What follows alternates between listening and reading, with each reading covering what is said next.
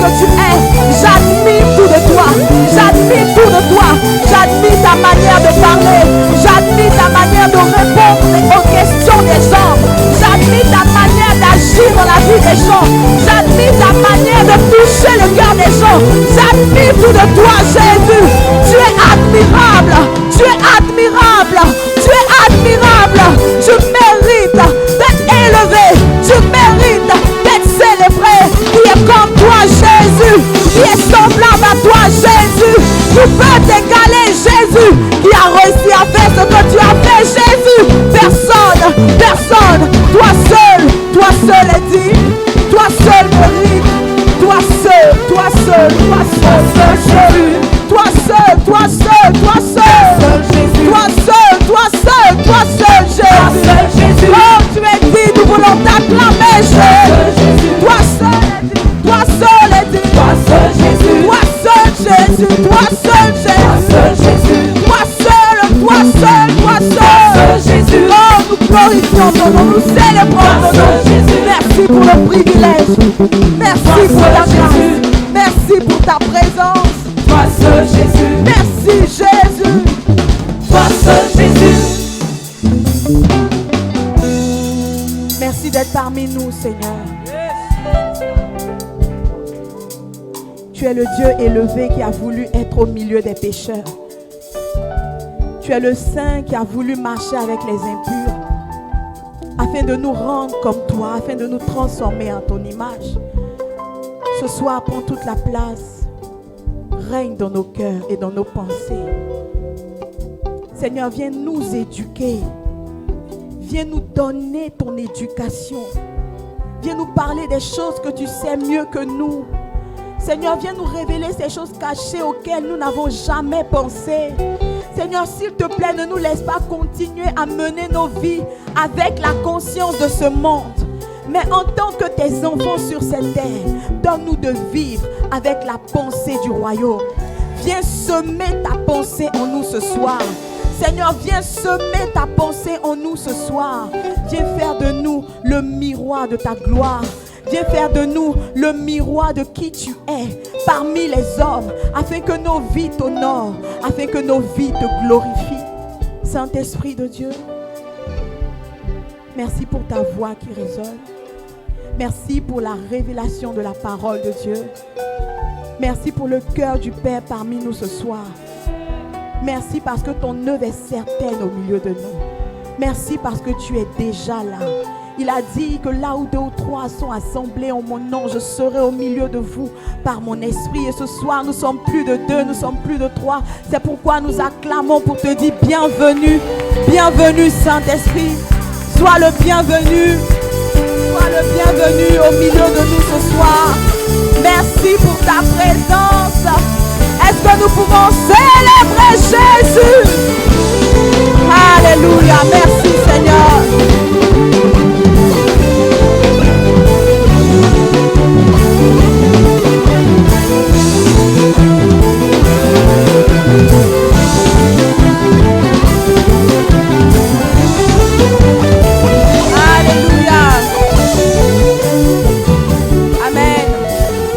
Saluer ton voisin et te rasseoir dans la présence de Dieu.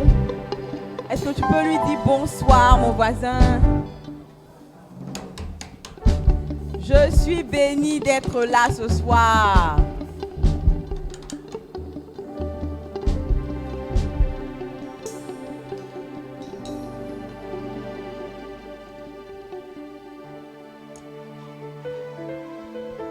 Est-ce que tu as pris le temps de saluer ton voisin d'à côté, ton voisin de devant, ton voisin de derrière, ton voisin d'en haut? Amen. Et nous saluons tous nos frères qui nous suivent en ligne et tous nos frères qui sont dans la salle du haut. Que le Seigneur soit avec vous, que la grâce de Dieu ce soir puisse encore nous localiser, puisse encore nous transformer. Amen. La Bible déclare que Dieu a tout fait par sa parole. Amen. Que ce soit transformer des cœurs, que ce soit donner des capacités, que ce soit activer des dons. Peu importe ce que Dieu fait, il le fait par sa parole. Et nous croyons que ce soir, sa parole sera encore productive dans nos vies. Amen. Et je voudrais ensemble qu'on puisse acclamer le Seigneur pour la vie de notre pasteur, le pasteur Yannick Jati. Est-ce que tu peux m'aider à célébrer le Seigneur pour sa vie, pour son sacrifice, pour ses enseignements, pour son labeur, pour son cœur dans le service de Dieu, pour son cœur pour le salut des âmes, pour son cœur pour le suivi, pour son cœur. Est-ce que tu peux célébrer l'onction que Dieu a mis sur lui? Est-ce que tu peux m'aider à célébrer le Seigneur pour la vie de son serviteur ce soir? Oh, merci Jésus pour la grâce que tu nous fais d'avoir fait, pasteur. Au nom de Jésus. Amen. Soyez bénis. Alors moi aussi je suis bénie d'être là ce soir. Je pense que le cœur des hommes bat un peu ce soir. Je pense qu'ils se demandent, mais qu'est-ce qui nous attend? Non, s'il y a un frère à côté de toi, dis-lui, ne t'inquiète pas, ne t'inquiète pas. Non, dis-lui. S'il y a un frère à côté de toi, dis-lui, ne t'inquiète pas du tout. Non, je suis venu dans la paix du Seigneur ce soir. Le Seigneur m'a mandaté dans la paix du Seigneur. Amen. Donc, soyez relax. Dis à un frère à côté de toi, sois relax. Sois tranquille. Pour vous qui êtes en ligne, écris pour ton voisin, sois tranquille mon voisin. Amen. Alors, nous allons prendre nos Bibles et aller dans Genèse chapitre 1, verset 27. Dieu créa l'homme à son image, il le créa à l'image de Dieu. Il créa l'homme et la femme. Verset 28, Dieu les bénit et leur dit, soyez féconds, multipliez, remplissez la terre et l'assujettissez, et dominez sur les poissons de la mer, sur les oiseaux du ciel, et sur tout animal qui se meut sur la terre. Amen. Alors, ce passage nous montre que lorsque Dieu a fait l'homme et la femme, il a commencé à établir son projet. Amen. La Bible nous dit qu'il a créé l'homme. Il a fait homme et femme. Amen. Et il leur a donné des instructions. Premièrement, il leur a dit, il les a bénis. Et ensuite, il leur a dit, soyez féconds. Et après, il leur a dit, remplissez la terre. Assujettissez-la et dominez. Multipliez-vous, remplissez la terre, assujettissez-la, dominez. Alléluia. Dans cette instruction de Dieu qu'il donnait à l'homme et à la femme, il n'y avait pas encore d'enfants en ce temps précis. Mais Dieu a dit, soyez féconds. Est-ce que tu peux dire à ton voisin, soyez féconds? Dieu a voulu que de l'homme et de la femme puisse sortir une certaine génération. Amen. Dieu a voulu que l'homme et la femme se mettent ensemble pour procréer, pour remplir la terre. Pourquoi? Je me suis posé cette question, mais en lisant la fin du verset, je me suis rendu compte que Dieu avait pris le temps de prendre 5 jours, parce qu'il a créé l'homme le 6e jour, donc il a pris le temps de créer pendant 5 jours la terre, tout ce qu'elle renferme, les arbres, les animaux et toutes ces choses, parce que Dieu avait prévu donner la domination aux familles. Dieu n'a pas dit à l'homme, je vous bénis, vivez votre vie, mangez beaucoup de poulet, tuez les poissons, régnez sur la terre. Non, il leur a dit, soyez féconds. La volonté de Dieu pour chaque couple est que de chaque couple puisse sortir une famille.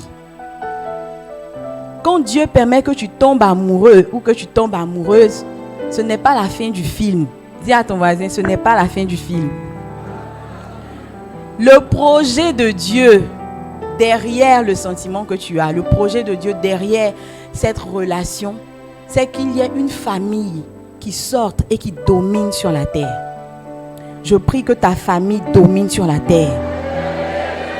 Je prie que de toi, il y ait des descendants qui soient des dominateurs.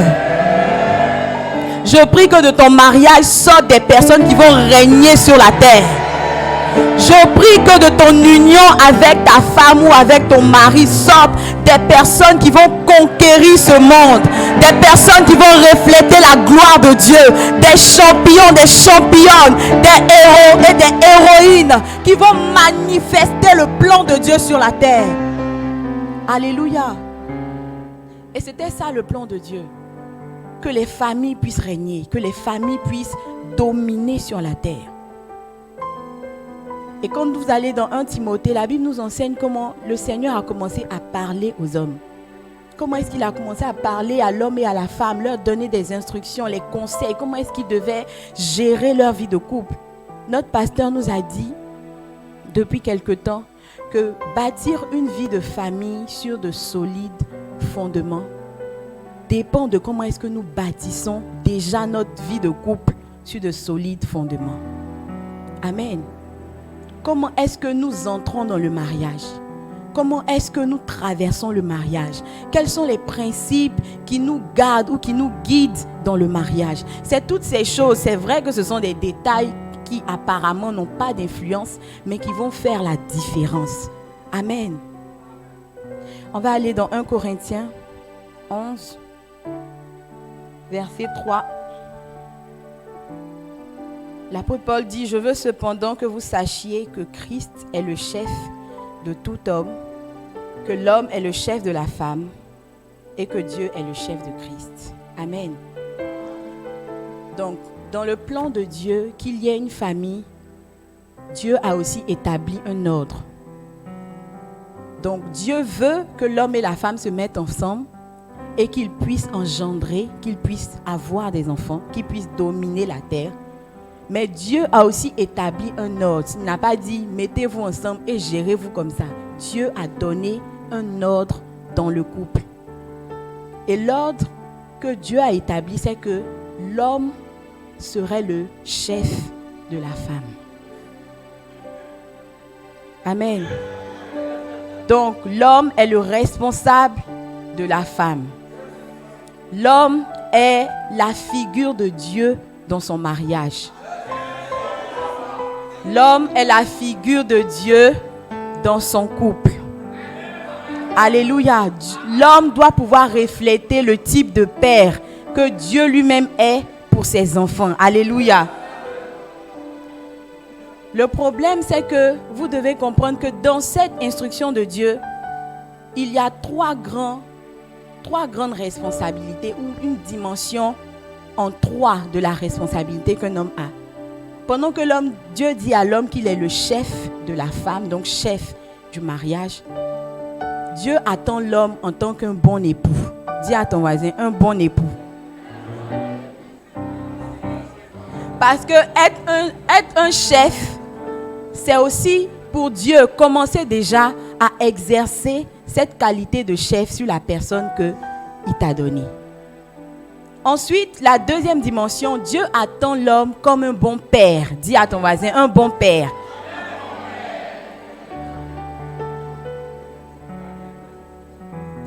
Dieu a besoin que tu sois un coach efficace pour tous les champions et les championnes qui sortiront de toi. La troisième dimension, c'est que l'homme, en tant que chef, devient garant des destinées que Dieu lui a confiées. Regardez dans Jean 17, verset 12, ce que Jésus a dit avant de partir. Il priait et il a dit, lorsque j'étais avec eux, parlons des disciples, lorsque j'étais avec eux dans le monde, je les gardais en ton nom. J'ai gardé ce que tu m'as donné. Alléluia. En tant que chef de famille, en tant que mari, en tant que représentant de Dieu dans le couple, toutes les destinées qui seront dans ce couple sont sous la responsabilité de l'homme. Donc un homme qui échoue dans ce que Dieu attend de lui, il détruit des destinées. Un homme qui échoue en tant que mari, il brise des destinées. Un homme qui échoue en tant que père, il brise des destinées. Jésus, parlant des disciples, il dit tout ce que tu m'as donné, je n'ai perdu aucun d'eux, sauf le fils de la perdition. C'est-à-dire le seul démon au milieu de nous qu'on ne pouvait pas changer. C'est lui seul qui est parti. Sinon tout le reste, Pierre, des personnes qui étaient vraiment impulsives, des personnes qui ne maîtrisaient pas leur caractère, qui parlaient n'importe comment, malgré tout ça, je les ai gardés. S'il y a un homme à côté de toi, demande-lui, pour toi c'est comment? Non, pose-lui des questions. Est-ce qu'il est au courant du fait qu'il est un garant de destinée? Parce que j'ai l'impression que ton voisin n'a pas cette information. Amen. Le deuxième problème, c'est que comme Dieu a dit aux hommes qui sont les chefs, les hommes ont chargé l'affaire pour nous donner.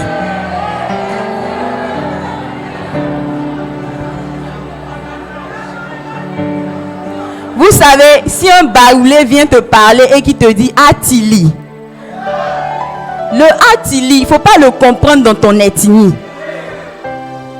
Donc si tu es bêté et que tu entends Atili, il faut te renseigner sur la définition des mots. Quand Dieu parlait de la responsabilité de la position de l'homme en lui disant que tu es le chef, il disait que tu es le chef dans la compréhension de Dieu, pas dans la compréhension des hommes.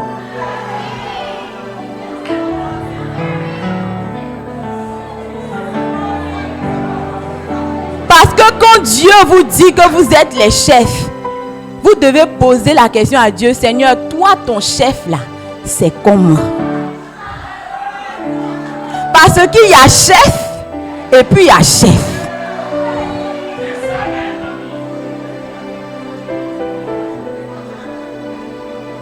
Amen. Dis à ton voisin, ne soyons pas pressés. Allons dans la Bible. Matthieu chapitre 1 à partir du verset 18. Vous savez, notre pasteur dit toujours que quand quelqu'un n'arrive pas à faire quelque chose, bien qu'on le lui dise tout le temps, c'est parce qu'il n'a pas encore compris. Donc quand on te dit que embrasser c'est mauvais, flirter c'est mauvais, appuyer c'est mauvais, coucher c'est mauvais, et que tu continues de faire, c'est vrai, les démons peuvent te fatiguer, mais dans la plupart des cas, c'est parce que tu n'as pas encore compris. Tout ce qu'un homme n'arrive pas à faire et à produire dans sa vie, ce n'est pas la somme des attaques démoniaques sur lui. C'est là où son intelligence n'a pas pu aller en profondeur. Donc, mieux tu vas comprendre quel type de chef Dieu attend que tu sois, mieux tu réussiras ta position de chef. Il ne suffit pas d'entendre le mot chef et de dire oui, je suis le chef. Non, pose-toi les bonnes questions. Est-ce que je suis un chef selon Dieu? Est-ce que j'exerce l'autorité selon la pensée de Dieu? Est-ce que je gère mon foyer selon la pensée de Dieu? Est-ce que je gère ma maison selon le plan de Dieu? La première vertu qu'un homme doit chercher à avoir, c'est la piété. Comme vous le savez, notre pasteur nous a emmenés jusqu'ici au deuxième âge du mariage. Et le deuxième âge du mariage, c'est l'âge des vertus. Et pendant des semaines, pendant des mois, je dirais, les femmes ont été vraiment passées au peigne fin. Elles sont passées au peigne fin. Bon, nous sommes passés au peigne fin parce que je suis aussi dedans. Nous sommes passés au peigne fin. Le Seigneur a pris le temps de nous parler, de mettre le doigt sur les détails à changer. Et je pense qu'aujourd'hui, c'est le tour de nos frères de passer aussi au peigne fin. Alors, Matthieu chapitre 1, verset 18. Voici de quelle manière arriva la naissance de Jésus-Christ. Marie, sa mère, ayant été fiancée à Joseph, se trouva enceinte par la vertu du Saint-Esprit avant qu'ils eussent habité ensemble. Joseph, son époux, qui était un homme de bien et qui ne voulait pas la diffamer, se proposa de rompre secrètement avec elle. comme il y pensait, voici un ange du Seigneur lui apparut en songe et dit: Joseph, fils de David, ne crains pas de prendre avec toi Marie, ta femme, car l'enfant qu'elle a conçu vient du Saint-Esprit. Elle enfantera un fils et tu lui donneras le nom de Jésus. C'est lui qui sauvera son peuple de ses péchés. Tout cela arriva afin que s'accomplisse ce que le Seigneur avait annoncé par le prophète. Voici, la Vierge sera enceinte, elle enfantera un fils et on lui donnera le nom d'Emmanuel qui signifie Dieu avec nous. Joseph s'étant réveillé, fit ce que l'ange du Seigneur lui avait ordonné et il prit sa femme avec lui. Verset 25. Mais il ne la connut point jusqu'à ce qu'elle eût enfanté un fils auquel il donna le nom de Jésus. Alors, pour bien comprendre cette première vertu que les hommes ont besoin de développer, on va essayer d'étudier un peu le personnage de Joseph. Pour mieux comprendre ce que Joseph a fait, il faut que je puisse vous expliquer un peu comment se faisaient les mariages dans son temps avec les Juifs. Chez les Juifs, lorsqu'un homme voulait une femme, ce n'était pas à lui d'aller demander, comme on fait aujourd'hui, de faire les démarches. Les parents, les différents parents, donc les parents de l'homme et les parents de la femme, se réunissaient eux-mêmes et ils arrangeaient le mariage de leurs enfants. Amen. Donc, le mariage déjà, dans la culture juive, c'est une question de famille, c'est les parents qui prennent en main le mariage de leurs enfants. Quand l'âge de puberté arrive, l'âge d'être marié arrive, les parents se chargent de trouver un homme pour leur fille et une fille pour leur garçon. Et dans cette culture, lorsque les négociations étaient terminées, ils étaient déjà mariés. Donc il n'y avait pas vraiment de cérémonie encore. Une fois que les parents se sont entendus, qu'ils ont bien négocié, ils se sont bien parlé, le mariage était clair. Donc l'homme et la femme devenaient mari et femme. Ils avaient le statut de mariés. Ils pouvaient même être appelés mari et femme. Sauf que, systématiquement, après les négociations, la femme ne partait pas rejoindre son mari chez lui. Donc, elle devait rester 1 an encore chez ses parents. Cette période de 1 an servait à vérifier la virginité de la femme. Cette période de 1 an servait à certifier le témoignage de la jeune fille. Donc si au cours de ces 1 an, elle était vraiment restée pure, vierge, sans scandale, son mari revenait la chercher et retournait dans sa maison avec des festivités, de la joie et tout. Mais si au cours des 1 an, il s'avérait qu'il y ait des histoires, on entend des scandales à propos de la dame ou qu'elle soit enceinte, le mariage pouvait être annulé et la jeune fille pouvait être condamnée à une lapidation. Donc, c'est dans ce contexte-là que Marie est tombée enceinte. Enceintée par le Saint-Esprit. Donc, vous voyez comment ça peut être compliqué pour Joseph, en fait, parce que la loi avait des codes bien précis. Si pendant la période de 1 an, la jeune fille tombait enceinte, ça montre qu'elle n'est pas une fille sérieuse. Et il avait le droit de la laisser. Il avait le droit de rompre. Il avait le droit d'annuler le mariage. Et c'est ce qu'il s'apprêtait à faire. Quand l'ange est venu lui dire non, tu prendras cette femme parce que ce n'est pas une grossesse d'infidélité, c'est moi-même qui ai mis cet enfant dans son ventre. Le verset qui m'intrigue ici, c'est le verset 25. Est-ce que la com peut redonner le verset? La Bible dit, parlons de Joseph, mais il ne la connut point jusqu'à ce qu'elle eût enfanté un fils auquel il donna le nom de Jésus. Déjà qu'il a fait 1 an sans pouvoir toucher sa femme, parce qu'elle est déjà sa femme. Et dans son cas précis, la Bible nous enseigne que parce qu'elle était enceinte, Joseph s'est retenu de toucher Marie jusqu'à ce qu'elle puisse mettre au monde l'enfant. Donc, imaginez un peu le temps que Joseph a fait sans toucher sa femme.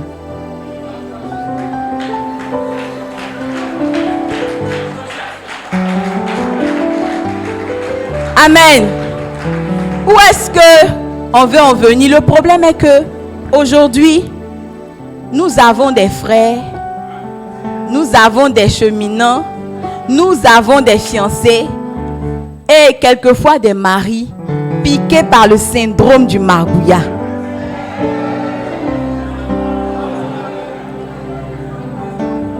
Qui connaît le syndrome du margouillat?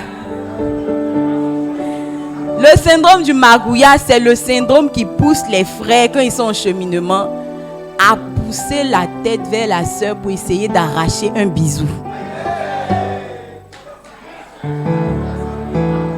La Bible nous dit que Joseph était un homme pieux, un homme qui craignait le Seigneur, un homme qui pouvait rester avec sa femme pendant près de 2 ans sans essayer de la toucher. Aujourd'hui, on a des frères, une fois qu'ils sont au cheminement, c'est eux-mêmes qui cherchent à dépuceler la sœur. C'est eux qui sont les premiers à dire, une fois seulement, ça fait rien, pardon, un peu.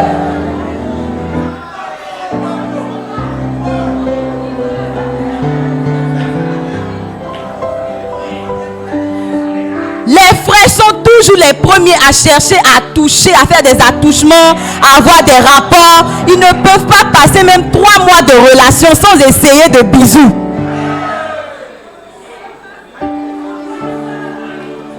La première vertu d'un homme, c'est sa piété.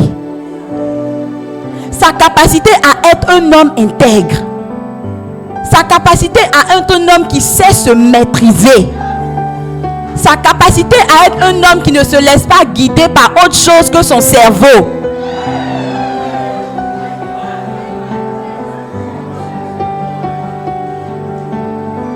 Amen. Alors je veux dire aux sœurs, quand vous serez sur le point de rentrer dans le mariage, faites attention. Si un frère te dit qu'il t'aime, mais c'est lui qui essaie de t'embrasser, tu as le droit de rompre la relation.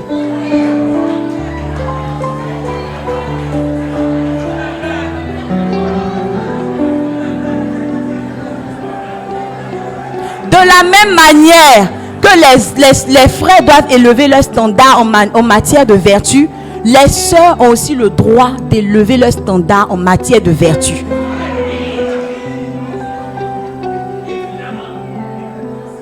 Aujourd'hui, tous les frères, tous les hommes cherchent à développer leur compte en banque, cherchent à développer leurs affaires. Pour les plus spirituels, ils cherchent à développer leur vie de prière, l'onction, comment faire bouger les choses. Mais aucun homme ne cherche à faire manifester sa piété. Combien de frères ici prient pour demander, Seigneur, rends-moi plus pieux, rends-moi plus intègre. Si on doit fouiller ce genre de sujet de prière, je ne pense pas qu'on va trouver ici ce soir. Le problème, c'est que chaque fois que vous provoquez la sœur, ou chaque fois que vous créez une atmosphère favorable au péché dans la relation, par les flirts, par les bisous et tout ce qui va avec, vous occasionnez des conséquences. La première conséquence, c'est que vous perdez le respect de la sœur. J'ai vu des sœurs, j'ai vu des femmes, j'ai vu des filles regarder différemment leur cheminant après qu'il y ait eu une petite situation inconfortable. À partir du moment où toi qui es censé être son guide, toi qui es censé être le chef, toi qui es censé être celui qui lui montre la bonne voie, tu es celui qui la ramène en arrière, tu perds son respect. Je n'encourage pas l'insoumission des femmes, mais la plupart de comment est-ce qu'une sœur ou une femme peut être insoumise envers son mari dépend de ce qu'il lui a montré.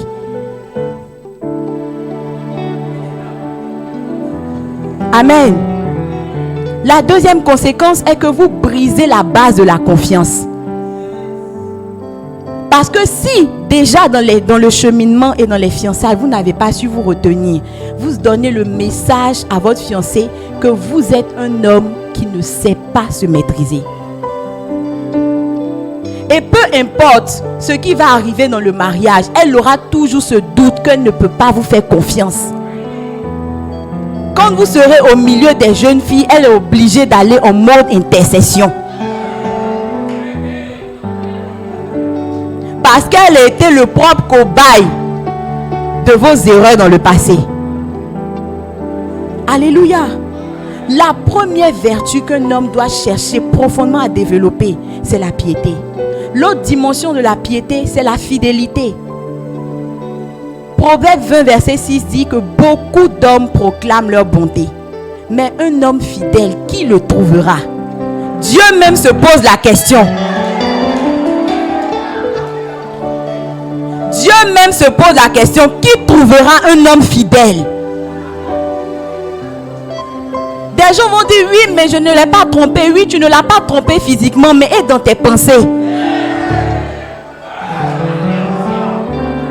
Combien de fois n'as-tu pas regardé le postérieur des sœurs qui passaient? Vous êtes des hommes qui ne vous maîtrisez pas. Vous ne maîtrisez pas vos pensées. Vous ne maîtrisez pas vos yeux.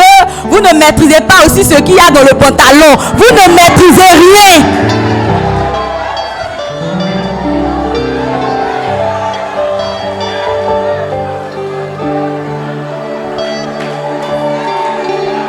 Jésus a dit que vous avez entendu que tu ne commettras pas d'adultère. Mais moi je vous dis que celui qui regarde une femme pour la convoiter dans son cœur a déjà commis l'adultère dans son cœur.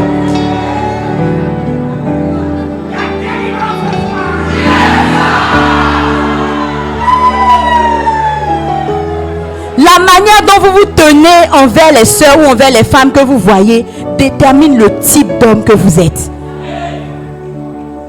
C'est vrai, peut-être qu'elle s'est trompée, elle-même, elle a mis de quoi regarder. Mais toi, reste un homme intègre. Reste un homme pieux. Quelqu'un a dit, le premier regard, ce n'était pas de ta faute. Mais le deuxième regard, tu en es coupable. Alléluia. Est-ce qu'on peut trouver un homme pieux dans cette salle? Est-ce qu'on peut trouver des hommes fidèles dans cette génération? Des frères dans l'église qui draguent plusieurs sœurs à la fois.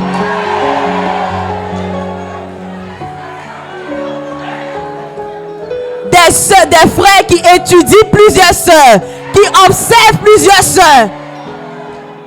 J'ai bien envie de te poser la question, tu as combien d'yeux?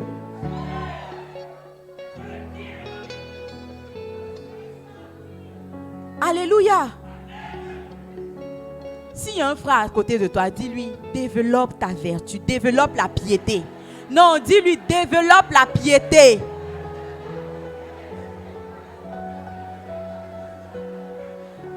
Il faut que Dieu puisse venir te trouver saint, même dans tes pensées. Il faut que Dieu puisse te trouver juste, même dans tes pensées. Il faut que Dieu puisse te trouver pieux, même dans tes regards. Les regards les plus insoupçonnés, les regards qu'aucun homme ne voit, que lui seul voit. Dieu doit pouvoir peser ta sanctification dans les choses que tu regardes. Je prie que quelqu'un reçoive cette grâce au nom de Jésus. La deuxième vertu qu'un homme doit chercher à manifester dans le deuxième âge du mariage, parce que là, on n'est plus dans la dimension de l'attirance physique, on n'est plus dans la dimension des étincelles dans les yeux et des papillons dans le ventre. Là, on est dans la dimension des valeurs, la dimension des vertus, la dimension de ce qui est profond. Je prie que tu reçois ce qui est profond au nom de Jésus. Ésaïe 54, verset 10. Dieu qui parlait à Israël dit, quand les montagnes s'éloigneraient, quand les collines chancelleraient, mon amour ne s'éloignera point de toi. Et mon alliance de paix ne chancellera point, dit l'Éternel qui a compassion de toi. La deuxième valeur ou la deuxième vertu qu'un homme doit développer à ce stade-là dans le mariage, c'est l'amour. Le problème, c'est que ici encore, les hommes ont mal compris l'amour. Vous devez faire la différence entre l'amour et les rapports sexuels. Vous devez faire la différence entre l'amour et la satisfaction sexuelle. Quand Dieu parlait d'aimer à l'homme, il ne parlait pas d'avoir beaucoup de rapports sexuels avec sa femme. Donc s'il ne s'agit pas de ça, chose qui est importante dans le mariage, c'est vrai, mais Dieu ne parlait pas de ça. Donc Dieu parlait de quel type d'amour? Quand Dieu disait à l'homme, aimez vos femmes, de quoi est-ce qu'il était en train de parler?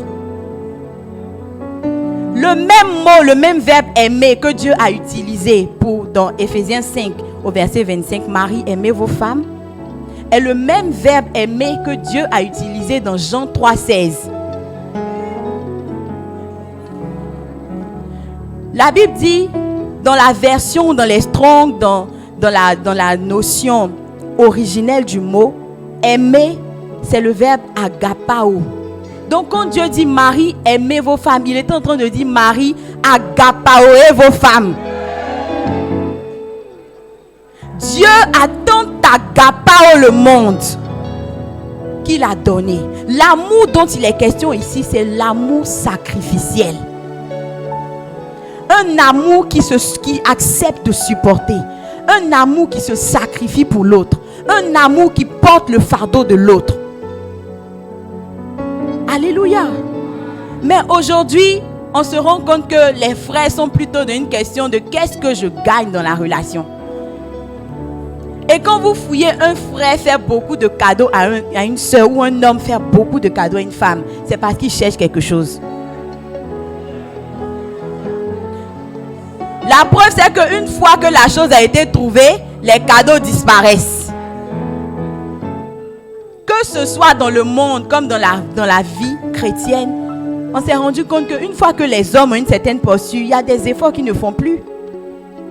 Pour ceux qui sont mariés, rappelle-toi toutes les techniques de drague que tu appliquais avant. Souviens-toi de combien de fois tu faisais les transferts. Mais depuis que tu es marié, si j'interroge ta femme ce soir,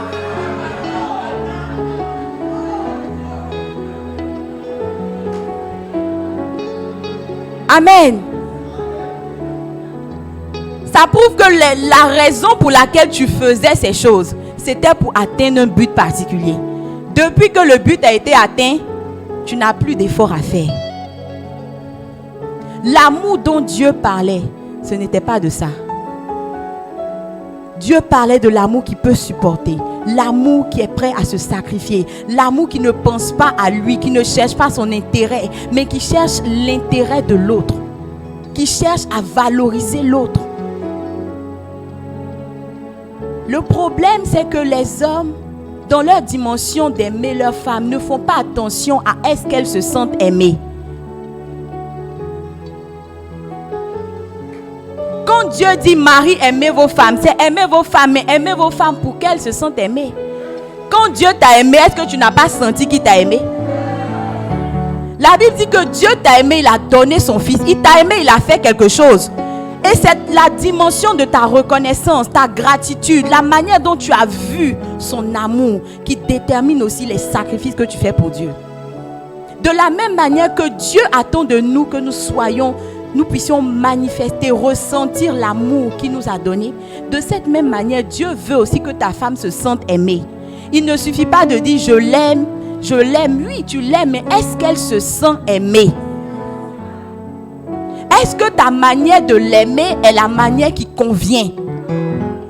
Est-ce que les actions que tu poses sous prétexte par amour produisent vraiment l'effet escompté dans sa vie? Alors ce soir, je veux ouvrir une petite série dans la série. En parlant des 5 manifestations d'amour dont une femme a besoin.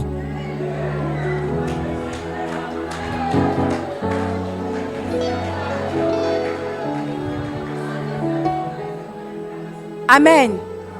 Je prie que ce ne soit pas juste un message pour nous faire rire, pour nous faire acclamer, mais que chaque homme dans cette salle puisse vraiment recevoir le cœur de Dieu et comprendre la manière de faire.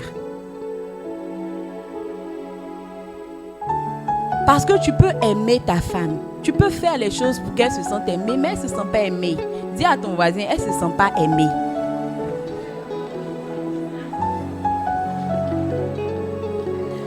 L'objectif, ce n'est pas de faire. L'objectif, c'est qu'elle se sente aimée.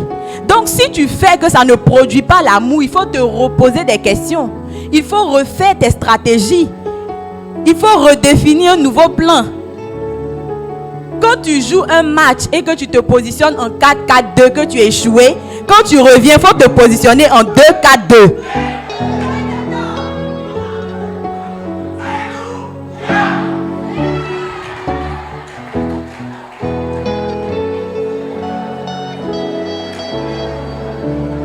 Donc, on va commencer aujourd'hui et la prochaine fois, on va aller en profondeur dans le sujet, mais j'aimerais donner juste un seul point.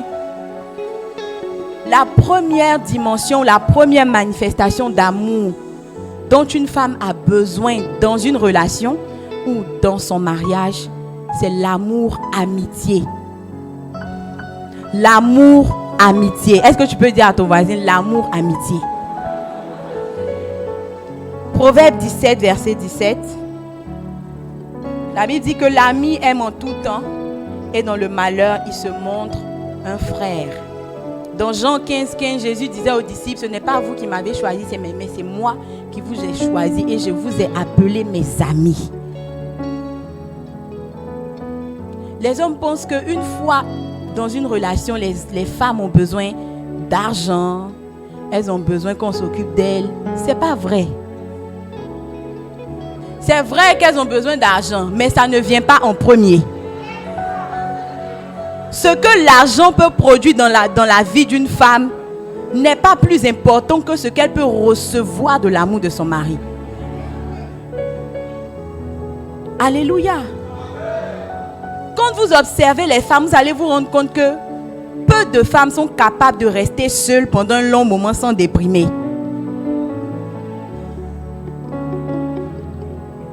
Quand vous éprouvez, vous mesurez le niveau de bavardage d'une femme, vous pouvez comprendre son niveau de besoin de compagnie. Le premier besoin d'une femme, c'est le besoin d'amitié. Quand une femme entre dans une relation, quand une femme entre dans un mariage, elle ne cherche pas d'abord l'argent. Elle ne cherche pas d'abord quelqu'un pour s'occuper d'elle. Elle cherche un ami et un compagnon. Et ce n'est pas de sa faute, parce que revenons à comment la femme a été créée. La Bible dit que il n'est pas bon que l'homme soit seul. Je lui ferai une aide semblable. Donc Dieu a créé la femme pour combler un besoin de solitude. Donc dans les paramètres de la logistique de la femme, il y a les capacités à ne pas rester seule parce qu'elle est venue combler un vide.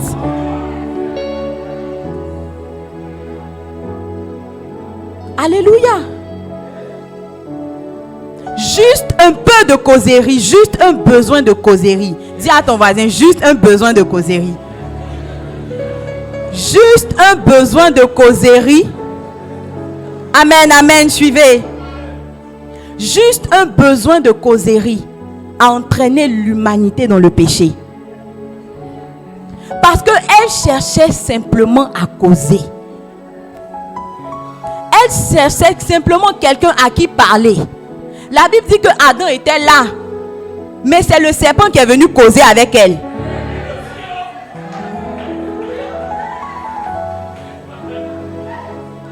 Je pense que même si on n'avait pas changé le sujet de la causerie, mais qu'on avait juste changé la personne dans la causerie, aujourd'hui on ne serait pas ici. Si Ève avait causé avec Adam du même fruit défendu, il n'allait pas manger.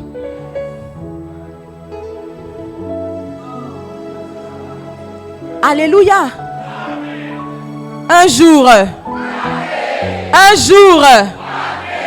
j'ai parlé à une sœur et elle était tellement contente. Elle souriait, elle était épanouie. Je dis, mais qu'est-ce que tu as aujourd'hui? Elle dit, oh là là, je suis bien. matin, je suis heureuse. Je dis, mais qu'est-ce qui te rend heureuse? Elle dit, hier. Il dit, oui, hier, qu'est-ce qui s'est passé? Elle dit, oh, tu ne peux pas comprendre. Donc moi, je pensais, j'imaginais d'autres choses. Hier, qu'est-ce qu'il a dit? Hier dans la nuit, oh là là. Je dis, hier dans la nuit? Elle dit, oui, hier dans la nuit. Je dis, bon, dis-moi, qu'est-ce qui est arrivé hier dans la nuit?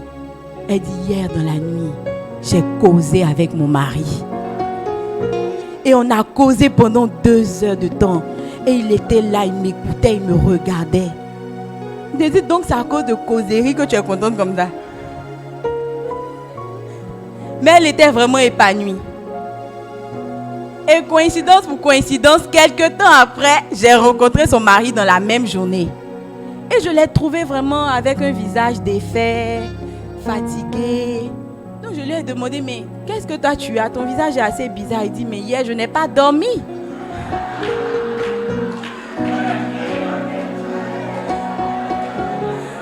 Je dis, ah bon?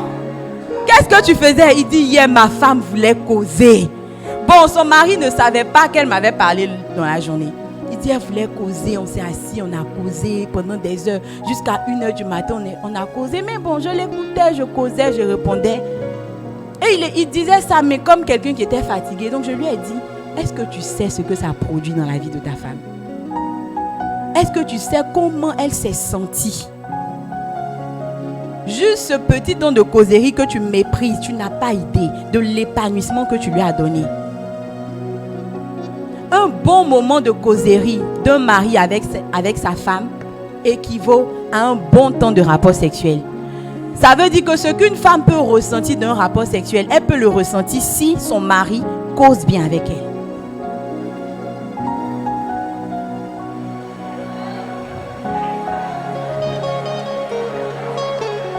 Le problème,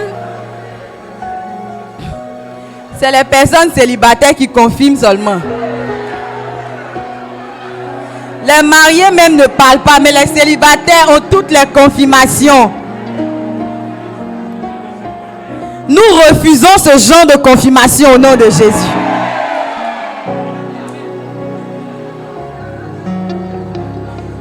Amen.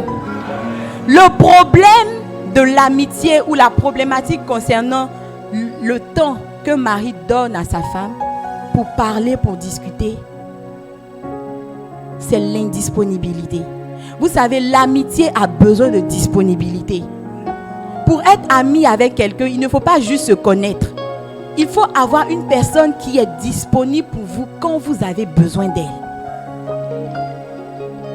Ce qui fait que vos amis sont vos amis, c'est le temps que vous avez passé ensemble.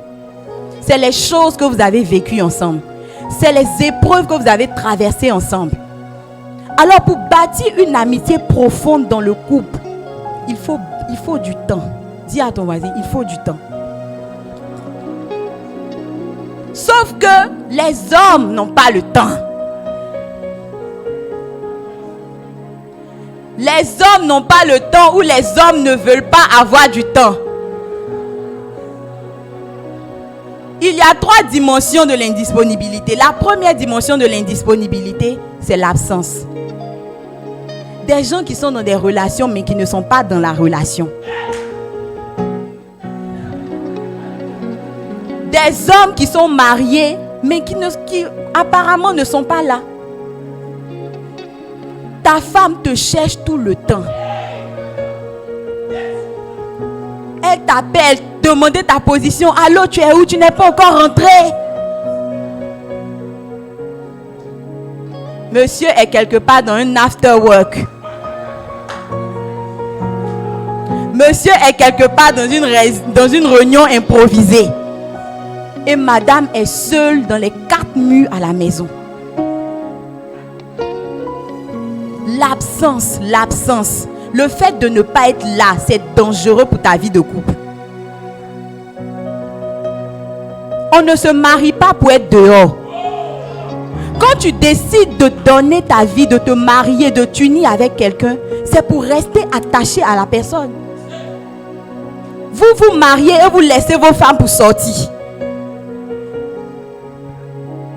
L'absence, le fait de ne pas être là, des cheminants qui sont ensemble dans la relation avec la sœur, mais qui ne prennent même pas le temps de lui accorder des moments de causerie.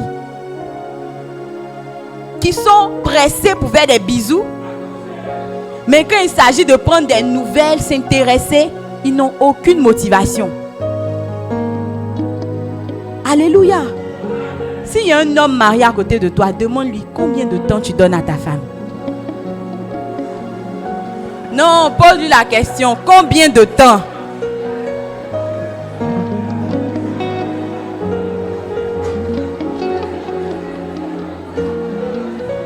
Et c'est ce même nombre de temps que vous devez aussi apprendre à donner à vos enfants. Un mari qui n'a pas pu être là pour sa femme, c'est pas pour les enfants, il sera là. Si dans ta relation avec ta femme, tu n'as pas pu trouver le temps qu'il fallait, dans ta relation avec tes enfants, en tant que père, tu vas échouer. La deuxième manifestation de l'indisponibilité, c'est des personnes physiquement présentes. Donc, elles ne sont pas absentes cette fois-ci. Elles sont physiquement présentes, mais indisponibles. Des maris qui sont là, mais qui sont occupés. Chérie, je veux te raconter. Oui, parle, vas-y. Oui. Mais chérie, tu ne m'écoutes pas. Je t'écoute, parle, je t'écoute. Des personnes qui sont là physiquement, des maris, des cheminants qui sont là physiquement, mais qui sont indisponibles. Toujours occupés devant la télé, dans les réunions, devant l'ordinateur, sur Facebook, sur WhatsApp.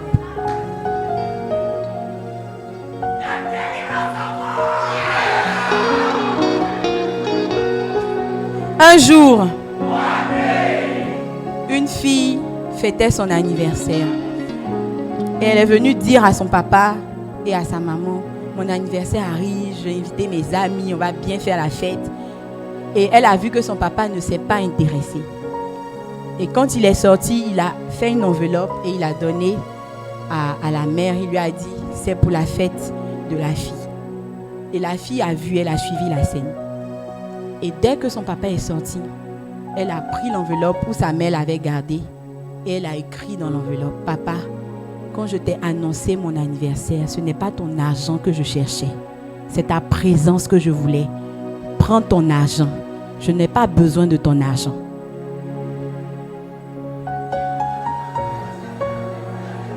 Amen.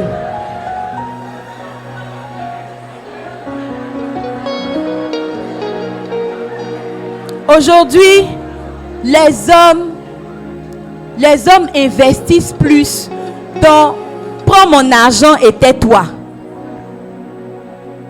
Je pourvois à tes besoins, c'est suffisant.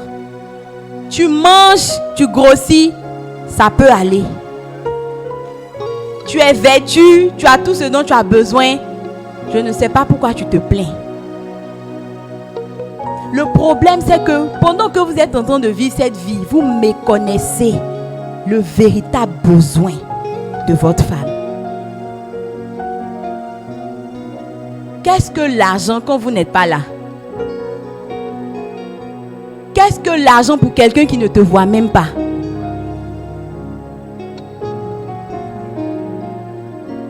Et quand ce n'est pas des personnes physiquement présentes mais disponibles, c'est des personnes physiquement présentes, disponibles mais désintéressées.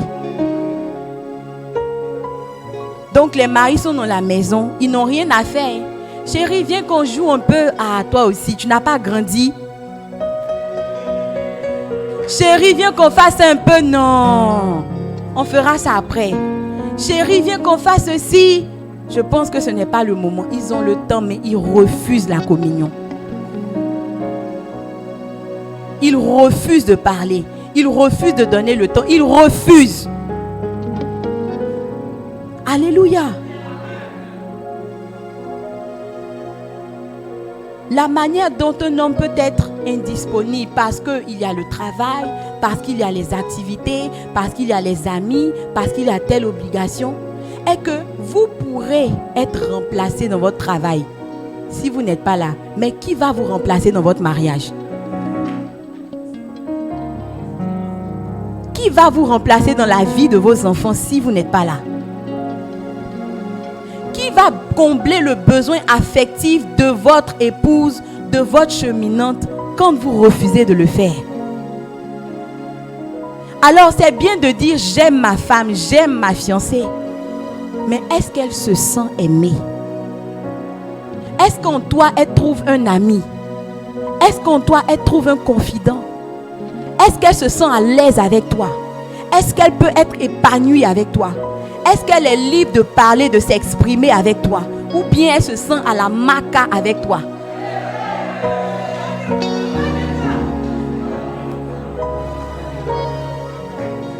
Alléluia! Quel genre de mari es-tu? Quel genre de cheminant ou de fiancé es-tu? La première vertu, la deuxième vertu, que vous devez développer à ce stade du mariage, c'est d'aimer dans le but de faire sentir cet amour. Et ça commence par la manière dont vous vous disposez à être des hommes présents. Quand tu écoutes de tout ton cœur, tu écoutes de toute ton âme. Tu n'écoutes pas avec le téléphone aux mains, tu n'écoutes pas avec les news qui passent sur la télé, tu n'écoutes pas avec les écouteurs de la musique dans les oreilles. Tu écoutes de toute ton âme.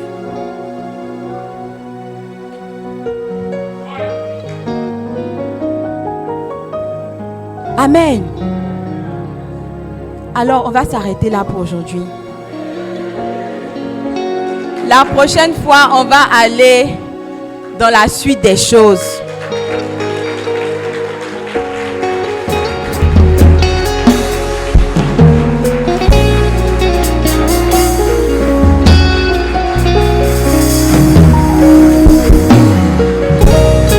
Amen. Avant de prier, je voulais juste vous rappeler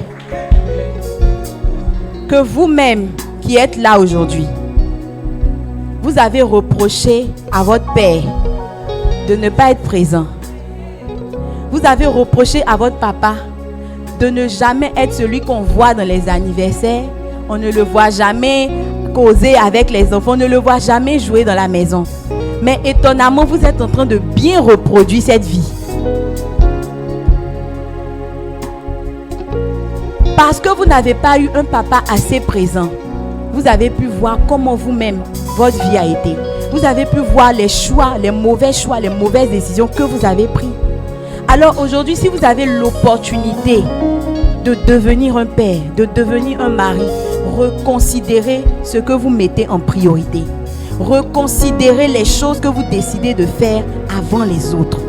Parce que ça peut être juste des petites choses banales pour vous, mais qui ont une valeur sérieuse dans la vie de votre épouse, dans la vie de vos enfants et dans la vie de votre foyer. Amen. Comment est-ce que vous serez un homme qui réussit son mariage? C'est comment est-ce que vous vous appliquez à produire l'amour dont elle a besoin. Nous allons nous tenir debout et prier ce soir. Si tu es une femme et que tu es mariée, tu vas prier pour ton mari. Tu vas demander au Seigneur de lui donner la grâce de comprendre ces choses, de lui donner la grâce de capter ces choses. Si tu as un cheminant, tu vas prier pour lui. Si tu as un fiancé, tu vas prier pour lui. Si tu n'es ni engagé, tu vas prier pour ton frère. Et si tu es un homme, tu vas prier pour ton cœur. Tu vas demander au Seigneur de te donner, de considérer ce qui est important pour ton conjoint. Élevons la voix et prions. Seigneur, fais de nous des hommes qui considèrent ce qui est important. Donne-nous de ne pas mépriser ce qui est profond. Donne-nous de ne pas balayer du revers de la main ce qui est sensible. Donne-nous ta grâce. Donne-nous ta grâce. Donne-nous ta grâce. Donne-nous ta grâce. Donne-nous ta grâce. Donne-nous ta grâce. Donne-nous de voir une génération de familles qui sont unies, une génération de couples qui passent du temps ensemble, une génération de couples qui peuvent s'aimer réellement, une génération de couples qui se tiennent la main, une génération de couples et de foyers dans laquelle il n'y a pas de place pour les œuvres des ténèbres, parce que l'amour règne, parce que la présence de Dieu règne, parce que les principes du mariage sont compris, sont appliqués. Seigneur, donne-nous ce genre de mariage dans lequel nous voyons ta gloire, dans lequel nous voyons ta fidélité. Accorde-nous le privilège de vivre des choses différentes, différentes de celles que nous avons vécues dans nos enfances, différentes de celles que nous avons vu le monde présenter, des choses différentes, des foyers différents, des atmosphères différentes qui viennent de toi par la compréhension de la révélation de ta parole. Au nom de Jésus. Seigneur, ce soir, élève une génération de couples qui comprennent ces choses.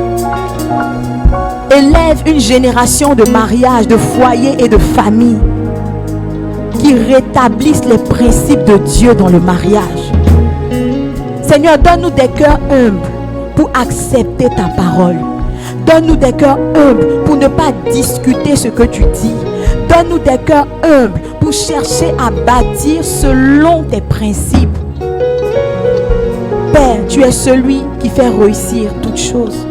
La Bible déclare que tout don parfait et toute grâce excellente vient de toi.